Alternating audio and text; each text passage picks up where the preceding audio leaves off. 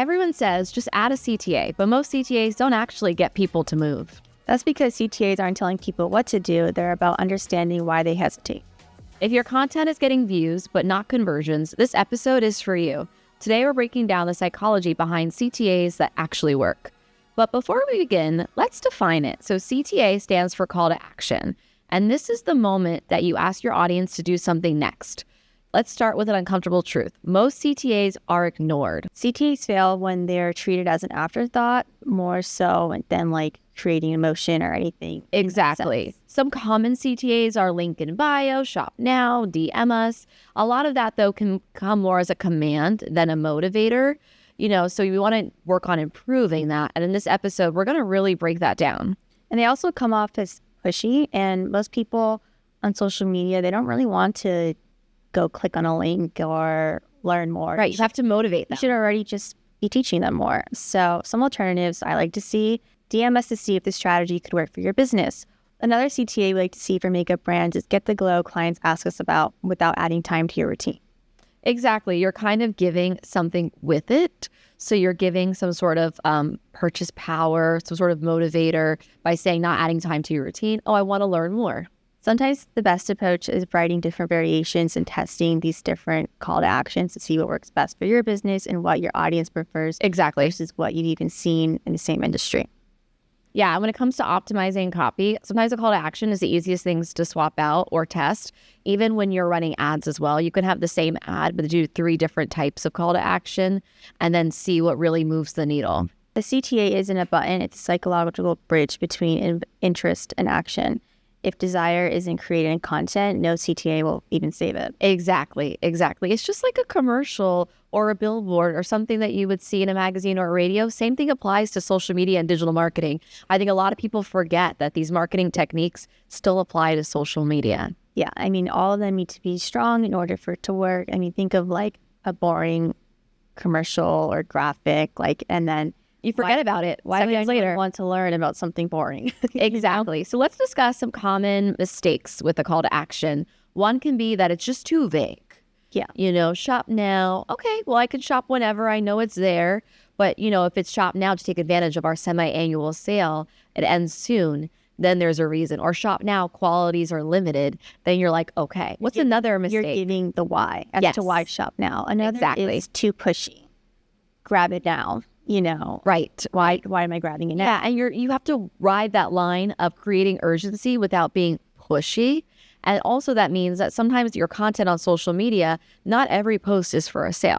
Right. So maybe you're varying it so that way you still have urgency, you still create, a need, but it's not so pushy in every post. That's like what I just said is like people are scrolling on social media just to learn and scroll. Maybe they're not ready to buy now. So just sprinkling in the awareness. Exactly. And that leads to our next point of another mistake is that sometimes it's too early in the buyer journey. So if someone is trying to learn what your product's about, maybe it's just that's all it is. Yes. Or if they're just trying to find, follow the brand and become a fan of it, then that's all it is. You have to use, we've talked about in past episodes, the flywheel and, the order of operations when it comes to a sales journey. And if you're trying to push the sale before someone even knows what's going on, it's not going to work. Just like, in real estate, you're not going to, look at houses if you're not ready to buy a house. Yeah. Sometimes same thing.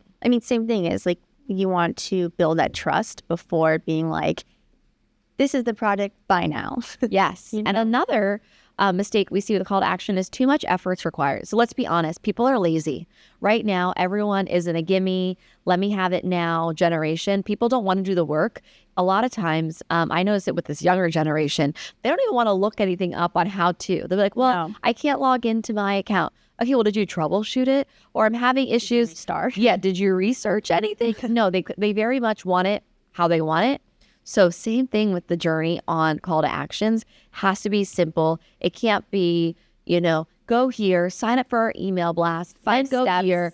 Create an account. I know I personally, if I have to create an account for anything, I'm most likely not doing it. Exactly. But you have to make it accessible for especially the younger generation of who is mostly on Yes. good amount on social media. And that means that attention on social media and eyeballs and impressions doesn't necessarily mean readiness. Right. So you can have thousands of people see your post, see your content, see your ad. Doesn't mean they're ready to buy, but doesn't mean it's a wrong post either. It's just judging that buyer journey and trying to gauge where the right call to action can be. And conversion really happens when timing, clarity, and emotional safety align. I also wanted to note that sometimes call to actions are all the way pushed to the bottom and people aren't scrolling all the way down to your caption or watching till the end of the video.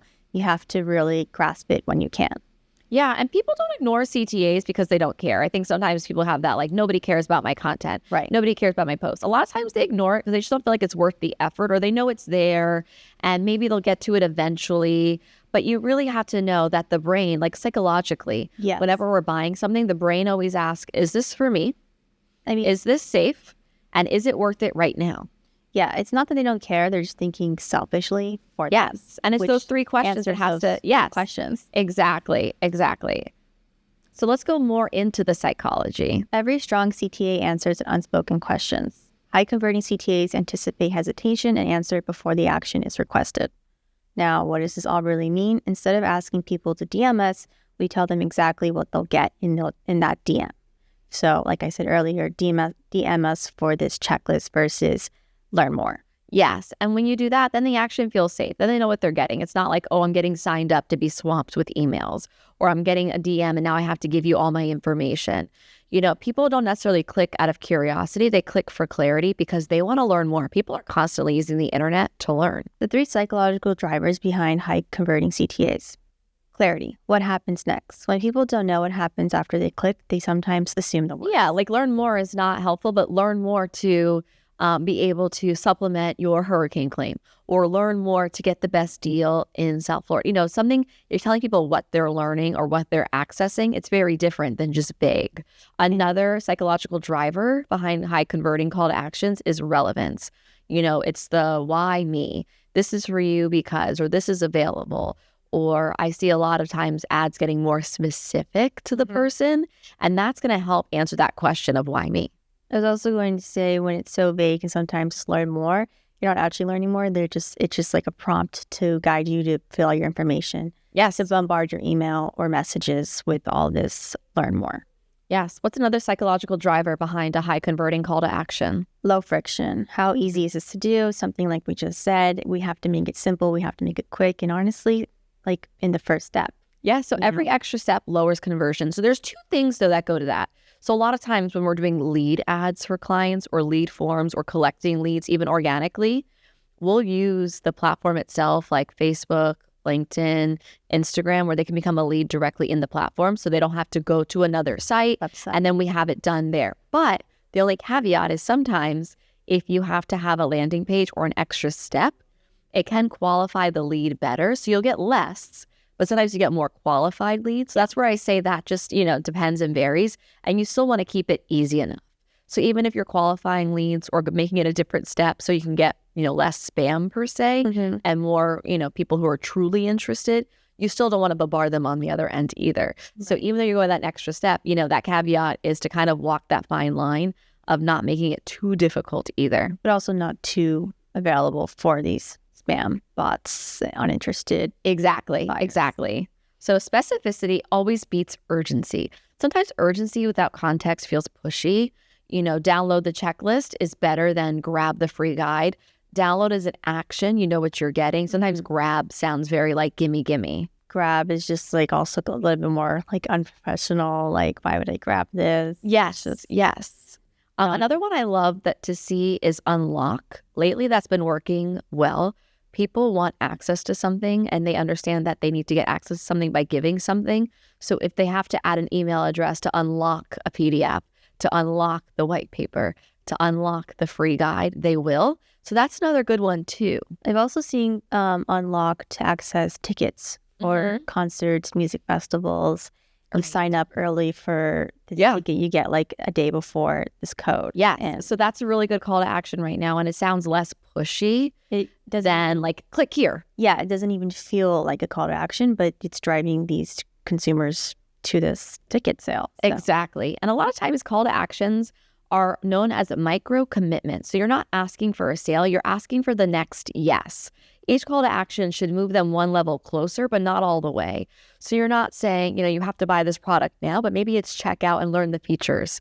You're kind of warming them up to buying the product, but not necessarily right away. Like we have a beauty client and they also have skincare. So maybe, it's view all the benefits or view all the cruelty-free ingredients that are so good for your skin. View our technology. And then they'll go and buy. Or then they'll say, yes, then they'll make that next step. But sometimes you have to warm them up to have to get rid of, maybe there's a face wash they've been using forever and they never want to stop. Well, what's going to make them stop? Probably the ingredients or, their results. The brand. Exactly. So you have to get people sometimes in between, and you can use that call to action to get them just a little step further. Or you can also warm them up with the discount code for a future purchase when they're ready. That's heavily used, and I know it works across many industries, and it does for me. Yes. And a good call to action feels like an invitation, not interruptions. Like we're saying, view, unlock, it's kind of giving that person the option. And they can feel included, but they don't feel like, oh, I have to go do this now, or like, oh, this ad is ruining my, experience. A lot of times people are just rebellious and they don't want to do what they're told to do. Yes. And then as we know, we're all emotional human beings. So you have to just, kind of disguise what's going to be more an emotional call to action versus a logical call to action. I think it's also going to depend on the industry and the buyer. So you want to match it to the content type. So educational content, when you're really, teaching someone about something and giving them maybe the ingredients or the reason why or the science behind it. That's a lot of times a save and share call to action is plenty. Share this or send this to a friend because they should know what harmful ingredients that they're using or the alternative is better. Or save this recipe for a future high protein meal prep day. Tips. Like I know I have like a travel folder in my save folder on Instagram, and I will just save some travel bloggers information. So that's definitely with educational content, think save and share. Now with trust building content, that's where you think comment, DM, comment, guide, engage, to learn more. Also DM building trust with the brand or the influencer. Yes. Like this is a real person and there's someone I can socialize with and talk to. Exactly. So trust building, comment, and DM. And that means if you're going to have that comment or DM call to action, there better be a response coming. Yes. Whether you use a tool like ManyChat or also Linktree has that tool as well, that it will automatically comment or automatically DM. Or if you're doing it personally, but you have to make sure you have something in place before you open that can of worms, because then you're also losing trust immediately. Yeah, because then you as the consumer messaging, talking to nobody. Exactly. And then conversion content. So conversion content is that bottom of funnel one that we talk about. So we kind of just did top of funnel, middle of funnel, now bottom of funnel. And if you don't know the funnels, we have a past episode on that. And that bottom of the funnel is where you have that click, sign up, shop, get the discount, take advantage of the sale. That's where you have that next step really move forward. Really moving the needle. Yes. People convert faster when CTAs mirror their internal dialogue, like the ones we just listed. Yes. And we talked about in the past, having to have your social media or brand solve a problem. The call to action should be that solution. It should be that link. You're making someone's life easier. Right. So how do we apply this to social media where attention spans are short and skepticism is high? I mean, we've talked about this before, and I've talked about it in guest speaking conferences. I recently just spoke in Savannah at a marketing conference. So right now, humans have a lower attention span than a goldfish. It's scarily true. The same as a goldfish. Yeah. It's lower. Yes. Years ago. Yes. So that means we have to grab people quick. I pretty much tell my clients you have 2 to 3 seconds. So I rather have the hook or the load in immediately in the video or immediately in the image, and then you explain later. So kind of the same thing with call to actions. You want to have one call to action per post. You don't want multiple competing actions. You don't want, sign up here, purchase a ticket here, get on our email list here. That's so much. There's so many steps. There's so much information. And again, why me? Why now? Exactly. And placement matters, which is what you mentioned earlier. So in the caption, you have context and intent, But sometimes you can put that call to action higher up and not all the way in the bottom, and then kind of explain it as you go if the content really matches. I mean, for example, again, our makeup client right now, they have a free bag with purchase. And, instead of putting it all the way in the bottom, even if it doesn't resonate with the caption, it's like we're tying it in with the caption, like add this. We're making it resonate. Yes, we're making it resonate. You'll reach that 75, you get that bag. Exactly. It's making it connect. Yes. And then also on-screen text, which gives instant clarity. We don't upload any videos without some sort of caption or text because sometimes people are watching things without sound. So it's super important. Another is voiceover that also adds emotional reinforcement. We started having one of our real estate clients do more voiceovers. I actually have a nonprofit client just sent me a voiceover clip yesterday too, because it's nice to have a slideshow, sure, or it's nice to show a beautiful house or to show photos from an event. But having a voice that adds some emotion to it, people can connect. And then we also have the captions that go with it. It just adds more context to what they're looking at. It's just that social interaction that we are looking for. Exactly. We feel a lot of times that we're missing. Exactly. And then first comment. This is something that I'm seeing a lot with more low pressure call to actions. Like I'm on the board for a marketing association, SFIMA, and we have monthly events. And a lot of times the event is in the image or in the graphic itself. And then in the first comment is where like the registration information is, because if you're part of it, you know how to register, or anybody can figure out how to come to this event based on the graphic, but they're putting it in the first comment just as a follow-up in case someone needs it or just someone's not as savvy. Yeah. So it doesn't feel so like click now or go here now. It seems more like, wow, that's a great topic. I want to attend. And it's not as pushy. It's a great way to, like you said, just bring awareness, and that's really your call to action. But then we also want to support them. Yes. With call to actions. First comment. Exactly. And call to actions that feel native to the platform convert better. So you have to sometimes switch up your call to action based on the platform you're on. LinkedIn is going to be more education based, download, unlock, get a white paper, get a PDF, learn. It's usually a bigger ticket, longer sales process. Facebook can be a little more in the moment. I have links. You can have links. Exactly. Instagram, which I heard a little rumor that possibly we're going to get links and posts coming soon. I don't know how people feel about that, but that might be coming. But you don't have to sell it. So everyone knows they can your link in bio.